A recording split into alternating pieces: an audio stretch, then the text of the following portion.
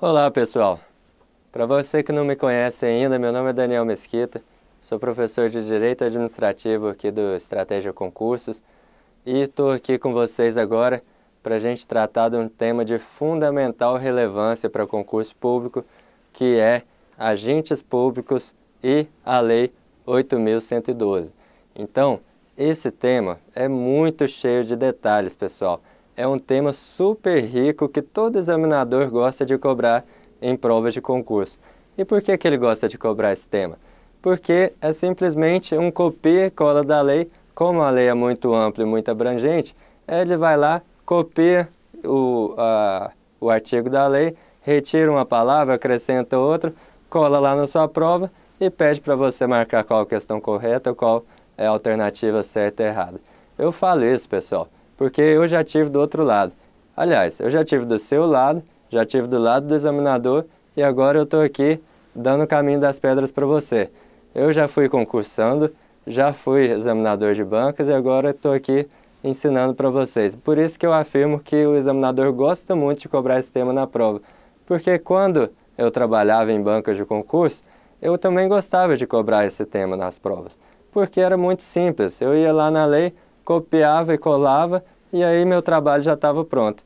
Então é por isso que eu sempre digo, quando você entrar no estudo da Lei 8.112, não tenha preguiça, pessoal. Mesmo se você está estudando um outro regime jurídico de algum estado, não tenha preguiça, por favor, leia a lei. A principal manha dessa matéria é você ir fundo na lei e ler a lei. Não tenha preguiça de ler a lei, por favor. Além dessa minha trajetória aí de banca de concurso, hoje eu sou procurador do Distrito Federal e tenho algumas obras aí lançadas especialmente voltadas para o concurso público. A mais recente é esse aqui, é o livro Direito Administrativo, 4.001 questões comentadas, que eu fiz em parceria com meu amigo Edivaldo Nilo. Esse livro ele é muito interessante para você, para te ajudar a passar em concurso, porque como que você vai decorar todos os artigos da Lei 8.112? Não tem como, né, pessoal? Por mais que você leia a lei, não tem como decorar tudo.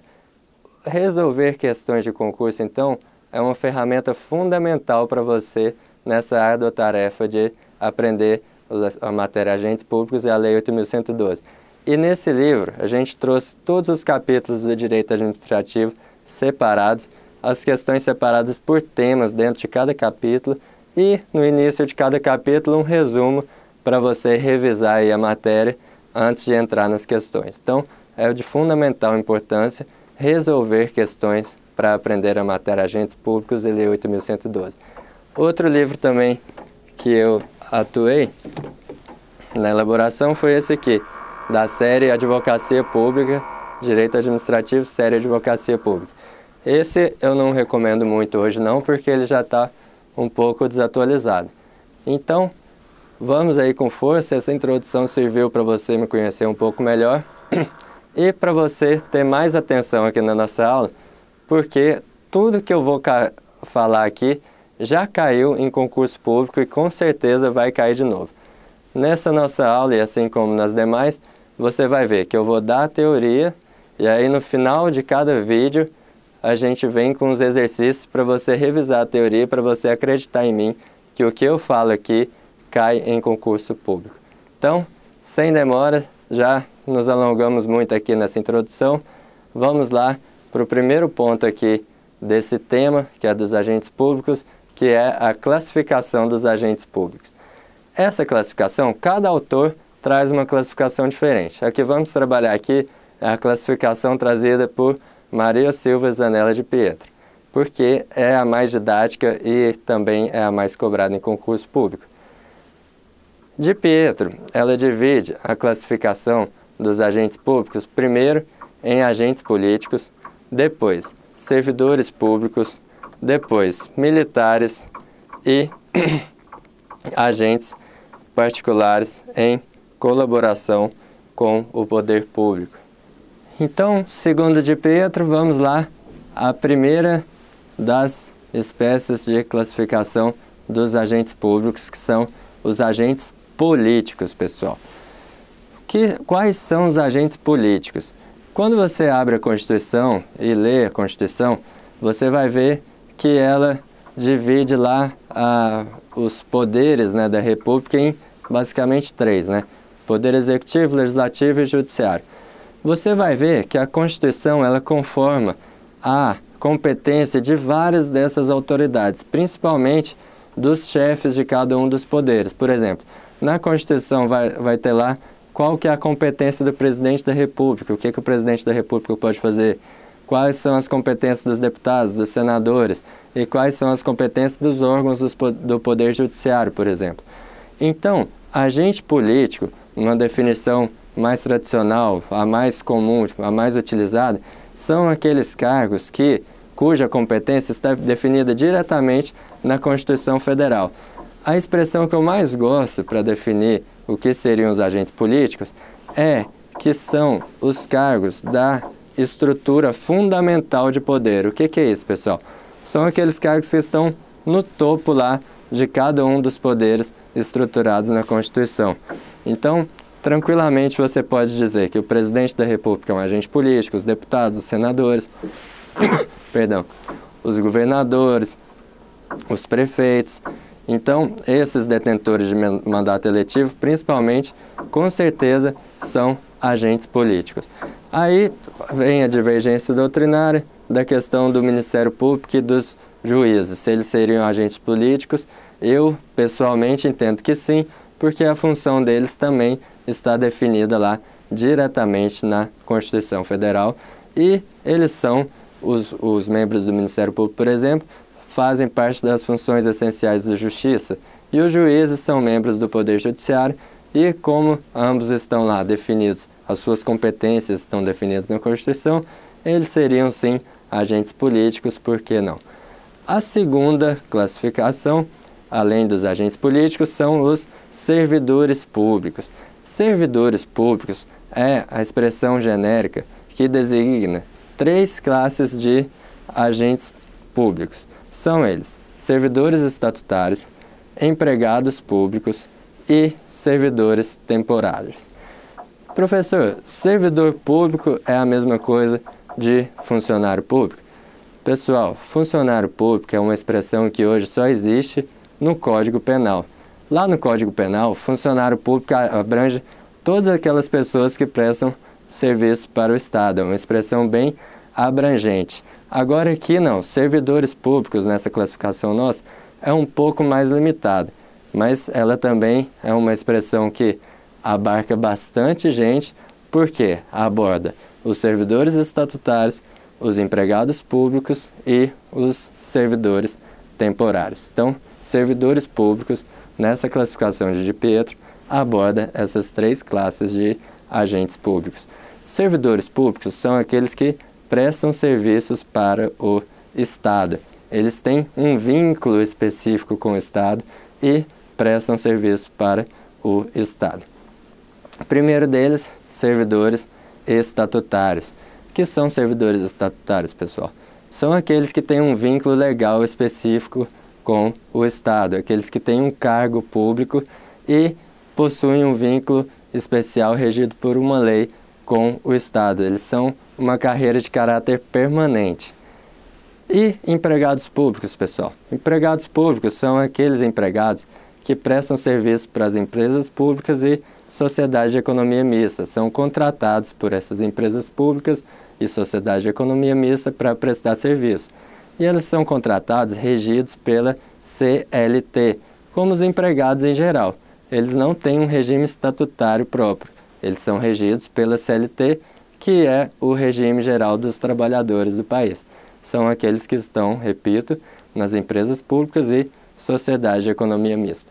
E a terceira forma aqui dos servidores públicos são os servidores temporários. Muita atenção, pessoal. Servidor temporário também é regime estatutário. Por quê? Porque a situação deles é regulada por uma lei específica. E os servidores temporários são aqueles contratados pelo poder público para uma necessidade eventual, temporária, provisória que o poder público tem e independe até de concurso público. Não depende de concurso público a contratação de servidores temporários. Muita atenção para isso, pessoal. Então, já vimos aqui a classificação dos agentes públicos. Agentes políticos, servidores públicos que envolvem empregados públicos, servidores estatutários e servidores temporários. Vamos caminhando agora para o fim da classificação dos agentes públicos. A terceira classificação são os militares, pessoal. Você sabe bem quem são os militares.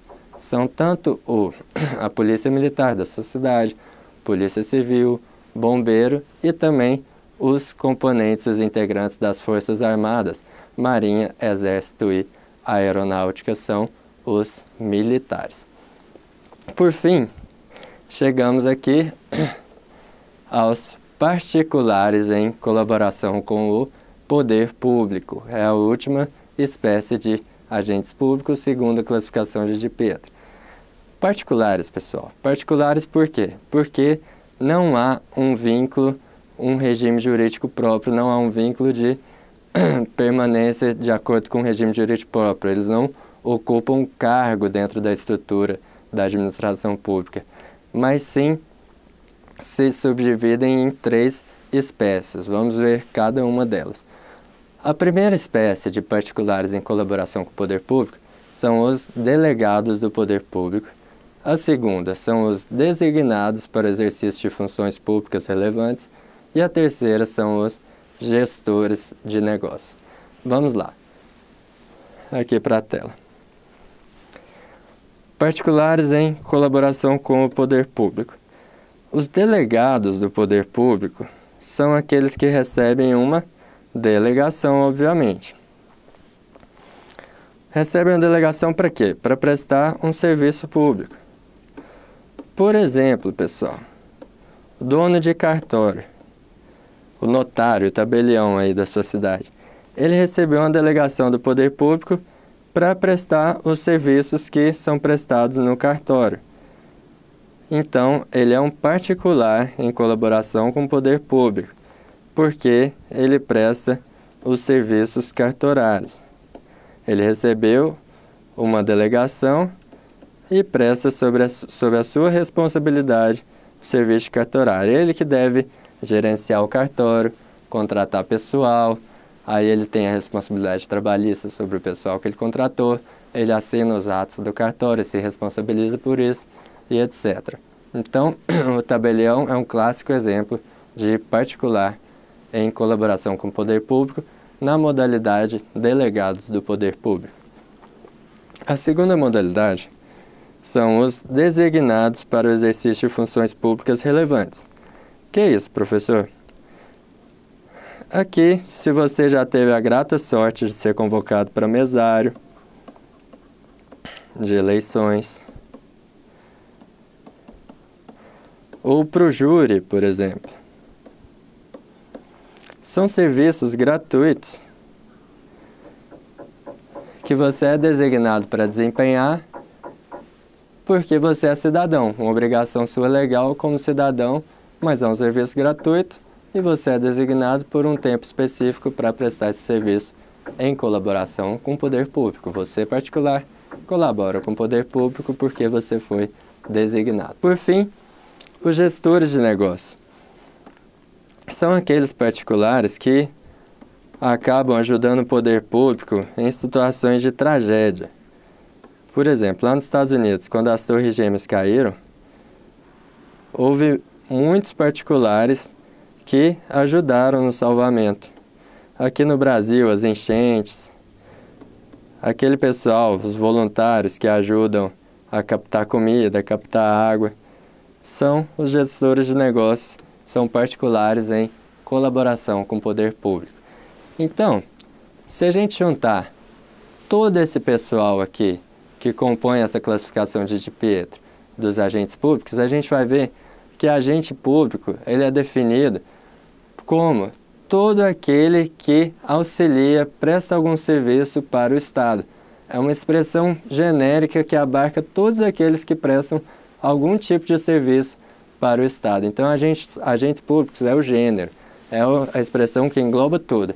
Dentro de agentes públicos, a gente vai ter agente político, que você lembra, que é aquele representante lá de um poder da Constituição, que tem sua função definida diretamente na Constituição. Nós teremos os servidores públicos, que envolve os servidores estatutários, que têm um cargo efetivo, um vínculo efetivo, regido por alguma lei. Teremos também os empregados públicos, que são aqueles regidos pela CLT, dentro das empresas públicas, sociedade de economia mista, e teremos os servidores temporários também. Além disso, temos os militares e temos os particulares em colaboração com o poder público.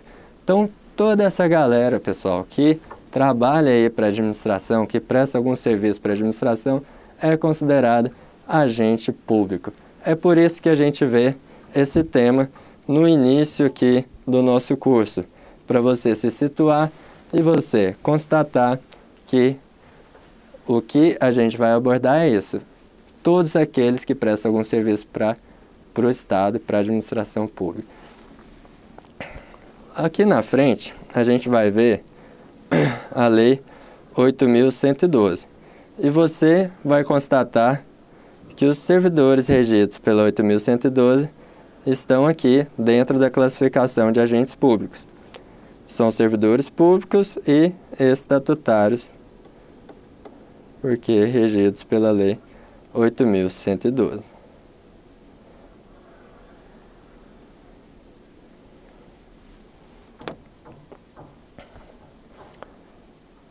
Vamos adiante, pessoal. O segundo ponto que a gente vai ver, além da classificação dos agentes públicos, são os poderes, deveres e prerrogativas desses agentes públicos. Pessoal, quando você age em nome do Estado, é uma responsabilidade muito grande, porque você está materializando o poder que o Estado tem e colocando esse poder ali na prática. Você está chegando num particular e está se investido do poder do Estado e agindo lá para alterar a situação, para interferir na vida daquele particular. Então, o agente público, ele tem muita responsabilidade porque ele se investe nos poderes da administração pública. E quais poderes são esses, professor? Aqueles poderes disciplinar, poder de polícia e assim por diante, autotutela e assim por diante.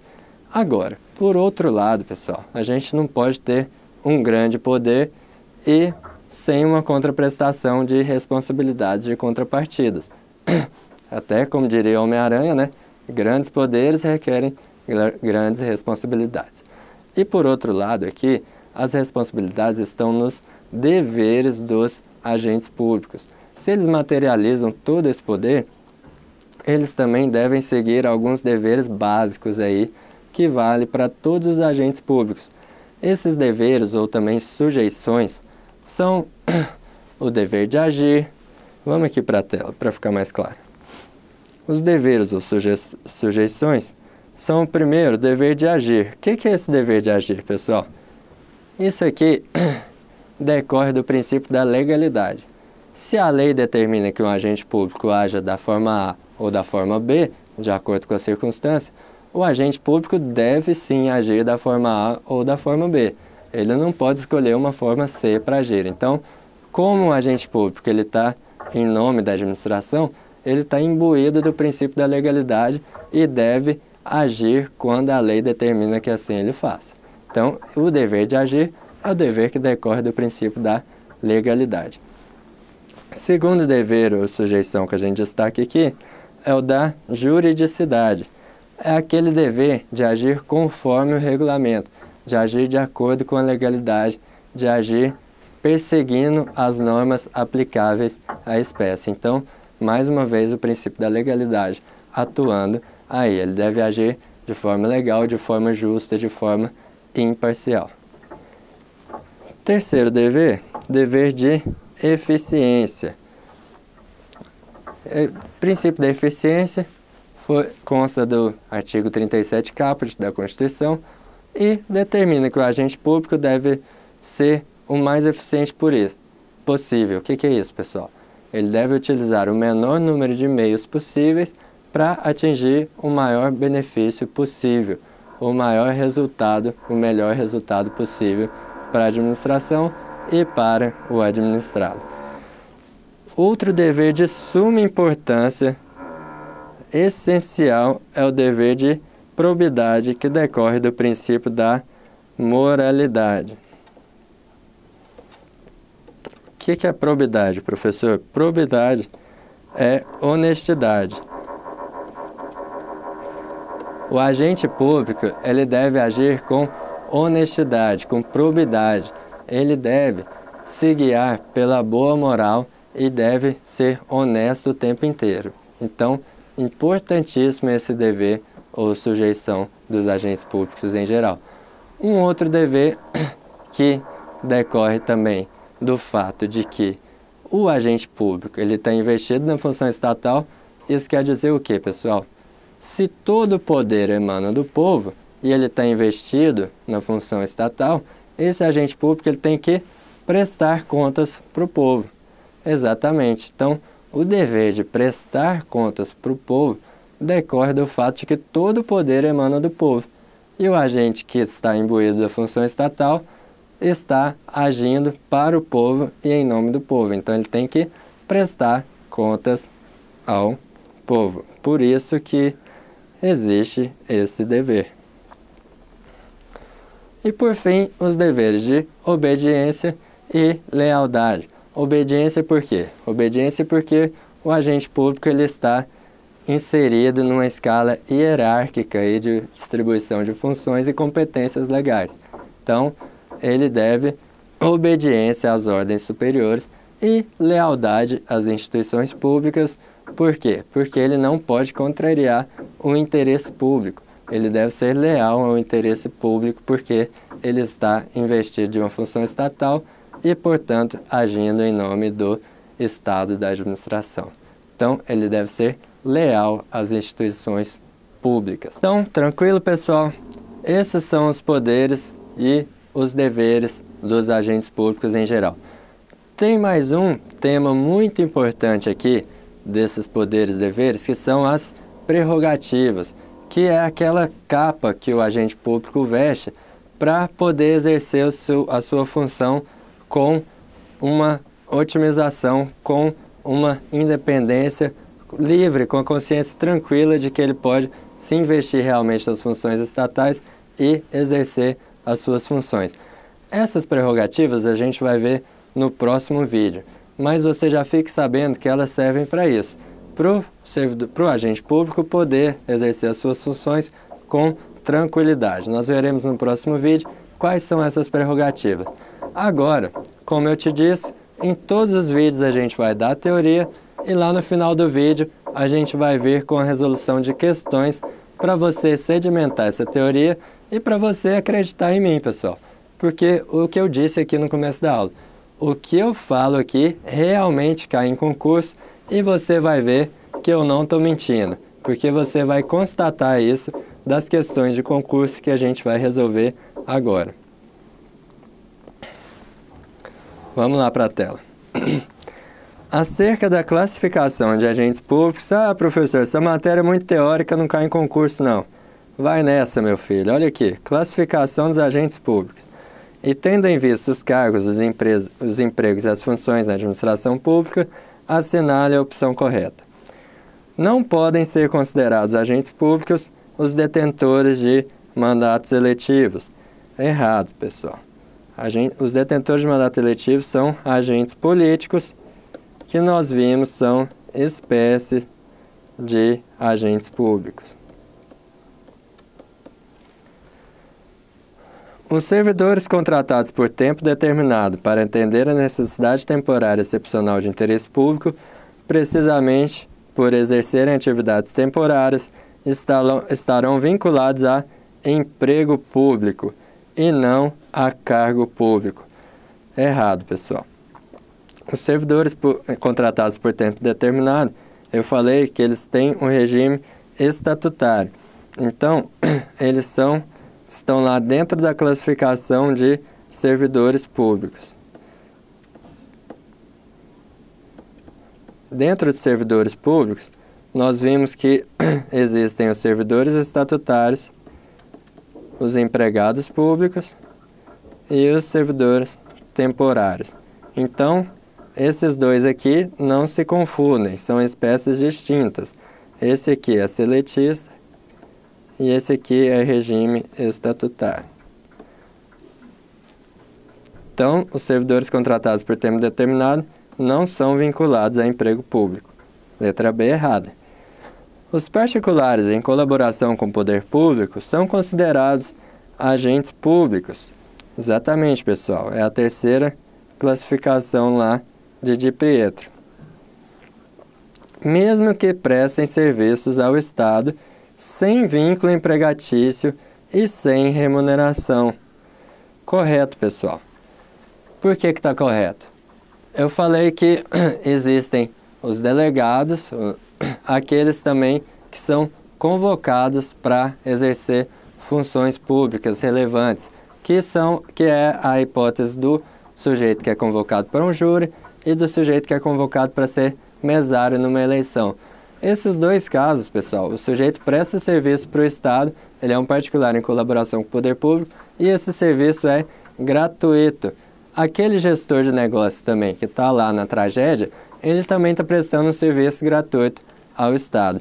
Por isso que os particulares em colaboração com o poder público são sim agentes públicos, mesmo que prestem serviço ao Estado sem vínculo empregatício e sem remuneração.